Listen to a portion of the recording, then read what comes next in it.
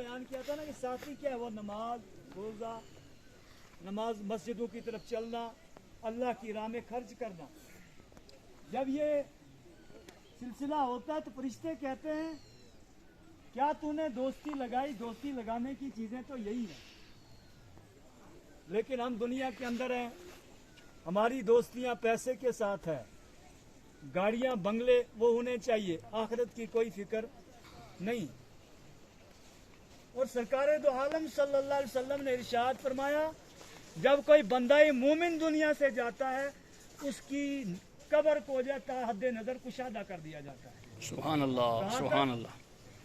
تا حد نظر مطلب جہاں تک نظر جا سکتی ہے وہاں تک قبر کو کشادہ کر دیا جاتا ہے.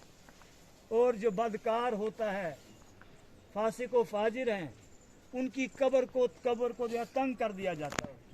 استغفر اللہ. دائیں جانب کی پسلیاں بائیں اور بائیں کی دائیں نکل جاتی ہیں.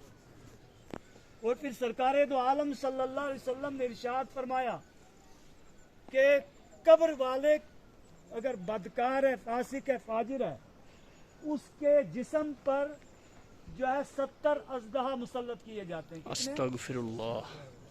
اور آقا کریم صلی اللہ علیہ وسلم نے اپنے مقدس دونوں ہاتھوں کی انگلیوں کو ایک دوسرے کے اندر جو ہے ڈال کر کے ارشاد فرمایا کہ ایسے مسلط کیے جاتے ہیں. اس طرح فرمایا ان کا زہر کیسا ہے؟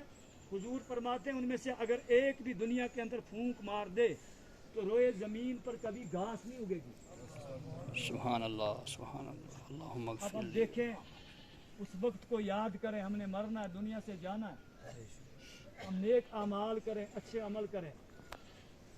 دنیا کے اندر رہ کر کے ہم لوگوں سے چھپ کر کے کچھ کر سکتے ہیں گناہ, مگر رب دیکھتا ہے. بے شک. ہم نماز پڑھ رہے ہیں, کس لیے پڑھ رہے ہیں, مقصد کیا ہے, مدعا کیا ہے, رب سب جانتا ہے. اگر تو مقصد یہ ہے کہ اللہ راضی ہو جائے, مولا تو قبول کر لے, پھر تو اس پڑھنے کا فائدہ ہے. اگر کچھ مقصد اور ہے تو پھر اس نماز